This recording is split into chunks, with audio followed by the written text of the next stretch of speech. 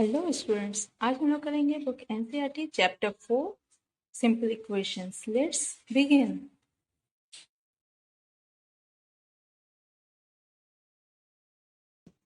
Hello students, आज हम लोग करेंगे exercise 4.1 question number 2। Check whether the value given in the brackets is a solution to the given equation और not. ठीक है, क्वेश्चन में क्या कह रहा है कि हमारा जो इक्वेशन दिया हुआ है और ब्रैकेट में जो वैल्यू दी हुई है वो उस इक्वेशन का सोल्यूशन है या नहीं है। आपको इसको चेक करके बताना है। ये जो वैल्यू है ब्रैकेट के अंदर, ये इस इक्वेशन का सोल्यूशन है या नहीं है, यही हमें बताना है। ठीक है, चलिए चेक करते हैं फिर इसको।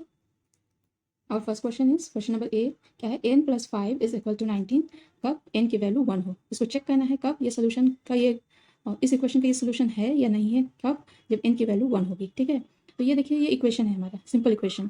तो इक्वेशन में क्या होता है कि एक लेफ्ट हैंड साइड होता है, एक राइट हैंड साइड। इसको बोलते हैं LHS, इसको बोलते हैं RHS। जब हमारा LHS और RHS दोनों इक्वल हो जाता है तो इक्वेशन सेटिस्फाई हो जाता है। ठीक है, तो पहले हम लोग LHS को लेकर के बनाएंगे। तो हमारा LHS में क्या है हमारा n+5। ठीक है, अब यहाँ क्या दिया हुआ है, n की वैल्यू 1 दी हुई है, तो n की जगह पे क्या लिखेंगे हम लोग, यहाँ 1 लिखेंगे +5। 5 और 1 कितना होगा हमारा 6। ठीक है, अब देखिए RHS हमारा कितना है 19। ठीक है, तो क्या LHS और RHS दोनों इक्वल हैं? तो यहाँ देखिए, यहाँ LHS में है 6 और RHS हमारा 19, दोनों इक्वल है नहीं है, तो क्या होगा LHS is not equal to RHS। ठीक है, ये दोनों बराबर नहीं है। इट मीन्स ये जो वैल्यू दिया हुआ है n = 1, ये इसको सेटिस्फाई नहीं करता है। ठीक है, तो क्या कहेंगे, इसका जो ये सोल्यूशन है या नहीं है। आपसे पूछ रहा है कि क्या ये इसका सोल्यूशन है, तो हम लोग लिखेंगे नो। हमारा आंसर हो जाएगा क्या, इसका आंसर हो जाएगा नो। ठीक है, ये जो वैल्यू है ये इसका सोल्यूशन नहीं है। ठीक है, जब ये दोनों इक्वल होता है तो ही यस होगा, दोनों इक्वल नहीं होगा तो ये हो जाएगा नो। ठीक है, और next question number b, 7n + 5 is equal to 19 कब n की वैल्यू -2। यहाँ पे देखिए हमारा LHS को लेके बनाएंगे। LHS हमारा कितना है 7n + 5। ठीक है, n की वैल्यू -2, 7 और ये n क्या है, मल्टीप्लाई में है, कुछ नहीं होता है, मतलब इन दोनों के बीच मल्टीप्लाई है। 7 × 7 × -2 अगेन 5 मल्टीप्लाई। अलजेब्रा में जनरली लिखते नहीं है, दोनों के बीच कोई निशान नहीं है, इसका मतलब ये मल्टीप्लाई है। 7 × 2 = 14, तो एक तो प्लस, इसका निशान प्लस, इसका निशान माइनस, प्लस माइनस पहले माइनस हो जाएगा। 7 × 2 = 14 + 5। हम लोग जानते हैं 14, एक प्लस एक माइनस हमारा क्या होता है, माइनस होता है। 14 - 5 यानी हमारा हो जाएगा क्या, -9।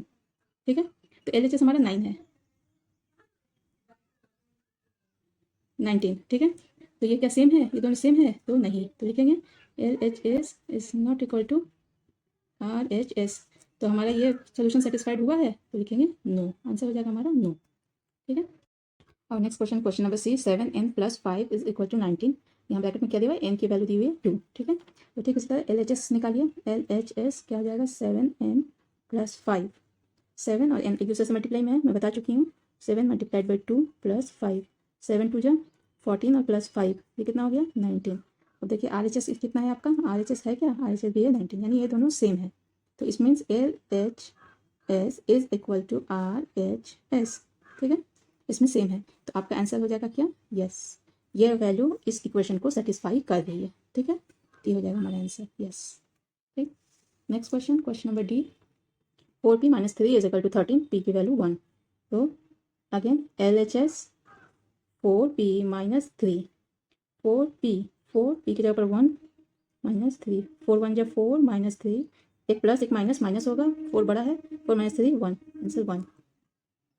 देखिए LHS हमारा क्या निकला, 1 निकला, और RHS हमारा कितना 13 है, क्या ये दोनों सेम है, तो नहीं, तो LHS is not equal to RHS, हमारा आंसर हो जाएगा नो, ये वैल्यू इस इक्वेशन को सेटिस्फाई नहीं कर रही है।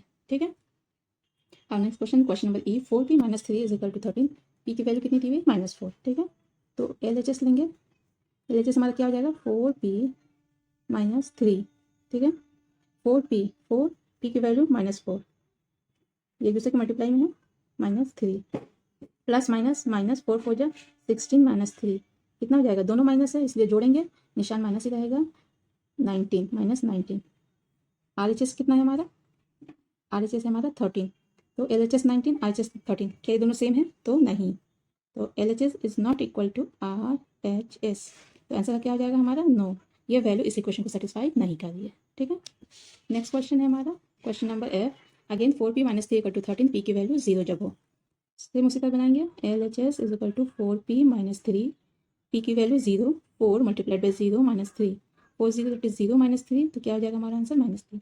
RHS क्या है हमारा, RHS है 13, LHS एंड RHS दोनों अलग है, इसलिए हमारा आंसर हो जाएगा LHS is not equal to RHS।